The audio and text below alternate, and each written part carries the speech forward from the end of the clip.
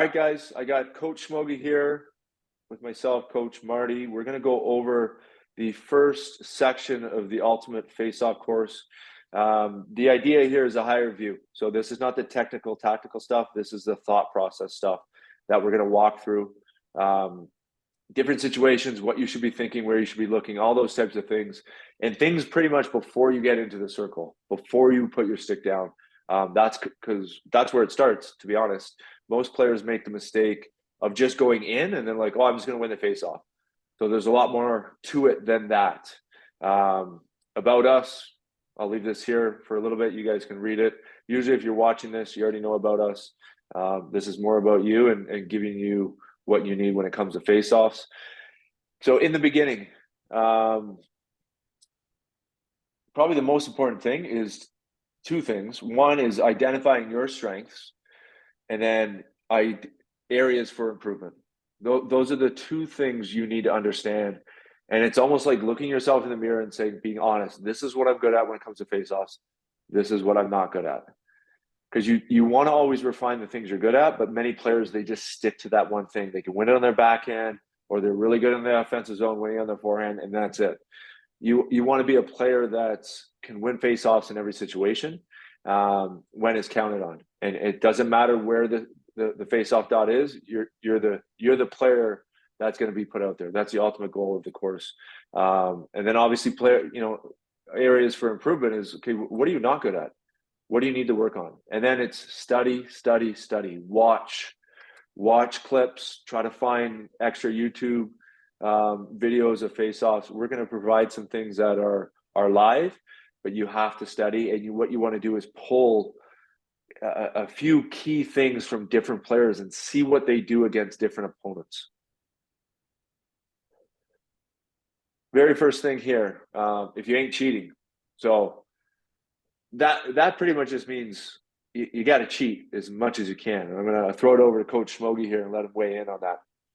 Yeah, I mean, it's important to know, depending what league you're playing in, to get to know the linesmen that you're having, like in the junior level where I am, we get a lot of the same linesmen, right? And you have to know from game to game, from face off to face off, what you can get away with, right? And like Coach Marty's saying here, if you ain't cheating, you're not trying, right? Like you've got to see what you can get away with. If ref's going to allow you to certain things, then take advantage of that, right? It's really important. You've got to take any advantage that you possibly can. And you have to know what you can get away with, right? A lot of the times, even that goes for wingers as well, too, right? Like, sometimes in a game, you'll see linesmen are kicking out wingers because they're approaching in, right? And right from the get-go, the message on the bench is, all right, we're not approaching anymore, right? Smarten up. You can see the way he's calling. They're calling it very tight, right? So it's important to look to find little things. Can I get away with this? My foot position? Can I get away with putting my stick in a certain spot or whatever it is? Take advantage of those situations.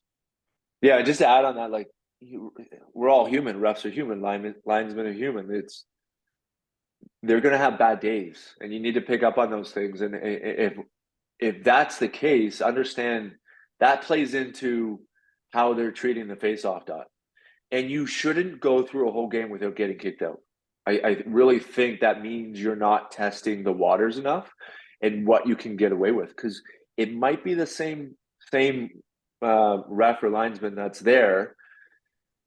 One day, one game you had them, they're kicking you out and they're not letting you get away with anything. And the next day, who knows? Maybe the next game they're letting you get away with everything. So you need to play that game, and that's a higher level of thinking. But you always want to consider all those different things.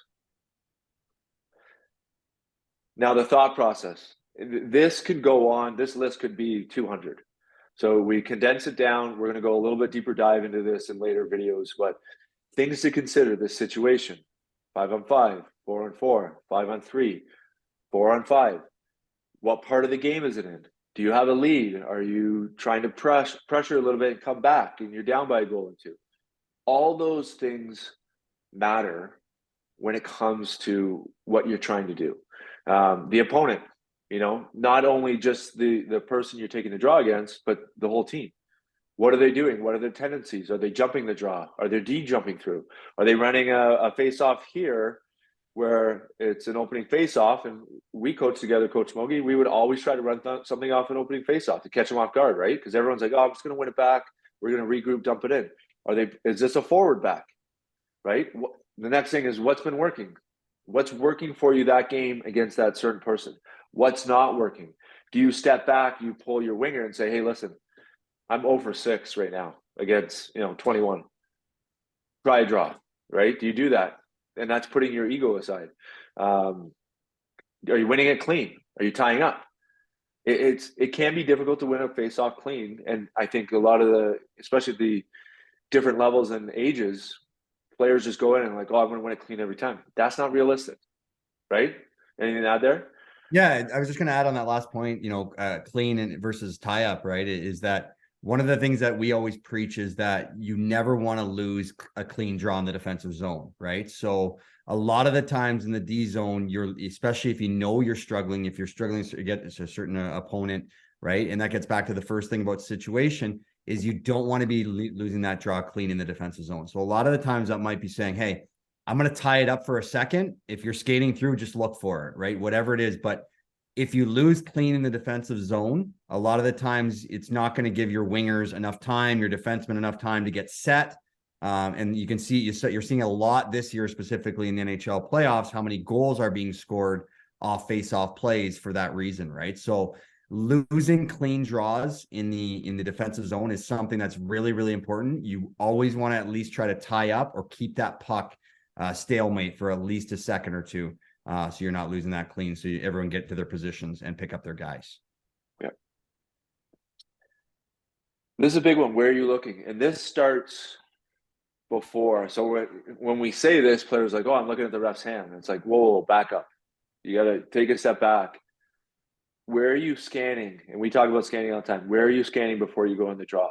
Because you see it at the highest levels. Players will go in, the centerman, if you're the last to go in and you're playing center, they'll see something. They're the quarterback, and you'll see them point.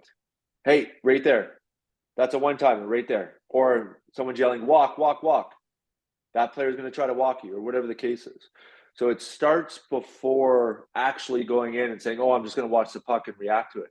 You have to understand the situation. That goes back to the previous slide is scan, be the quarterback, and then communicate what you see. You're not always going to be right. It's not about being right. It's about getting better at taking that information in and saying, okay, make sure you're going there. You got to get through, and then you put your stick down. Stick position, obviously. You're looking at the opponent's stick position. What are they trying to do? Or do they do something in the beginning, and then once you get set, they move their stick and they get away with it? So you have to think that it's like a chess match. Hand position. Do they have a high hand? Do they have a low hand? Is their hand turned over?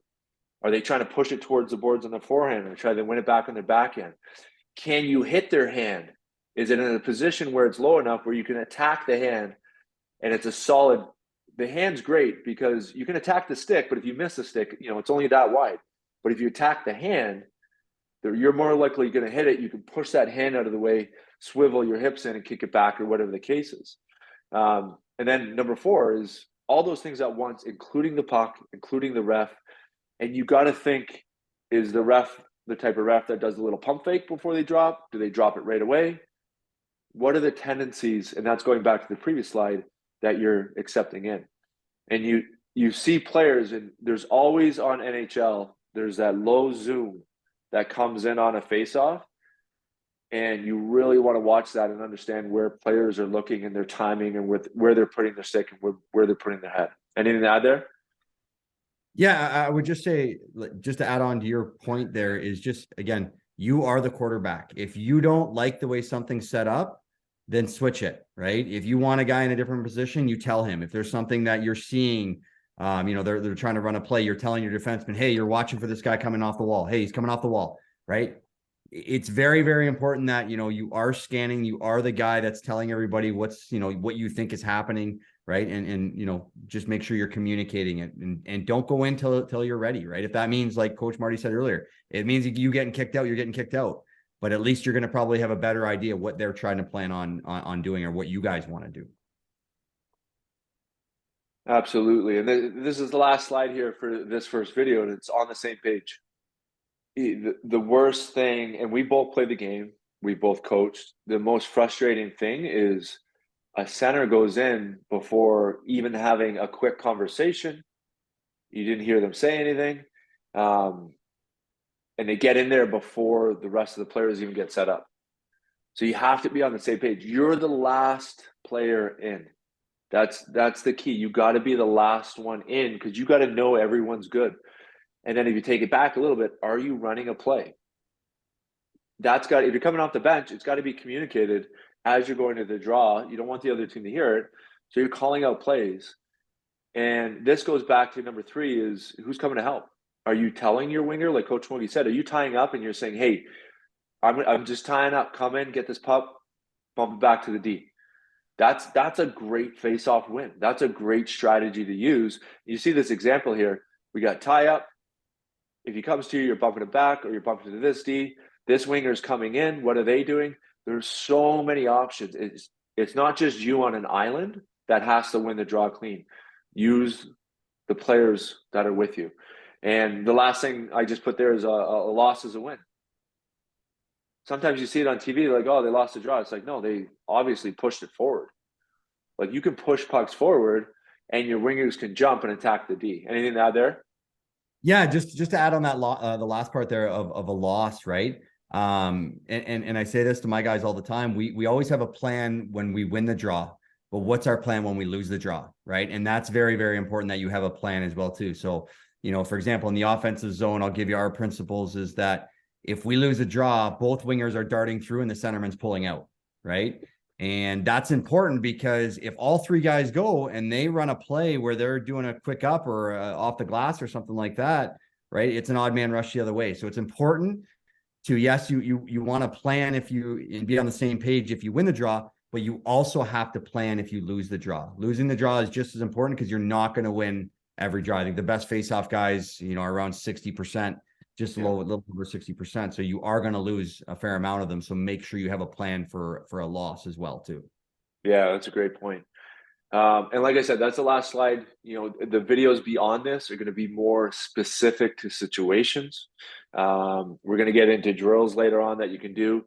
And there's so many matchups. So people think, oh, you're going and you're taking a draw. It could be lefty against lefty, lefty against righty, righty against righty. In the O zone and the D zone, there's so many things that if you really take this seriously, and you look at players in the NHL that they win draws and they get paid for winning draws. They can still play hockey, but there's someone that you could be a fringe guy, but you're like, wow, this guy wins or this girl wins draws at the highest level. And it's like, okay, we need that. Win a draw. Like that's a big part of the game. So we will do a deeper dive into those things and keep adding to this. Go back, watch this again, go through the different steps, think about what you do, write it down and say, okay, this is my thought process that I'm doing now. This is what I can add to it. Anything to add there? No, I think you nailed it. It's like I said, there's a lot that goes into it, right? It's not just about just skating into the face-off circle and trying to win it back, right? If you're serious about it, and I can tell you as a coach, having somebody that's, a good face-off person is such a luxury, and it's somebody that you're going to put on the ice in more situations. So again, for a player, you're only putting more tools in your toolbox that's going to make you more valuable to your team. Yeah, absolutely.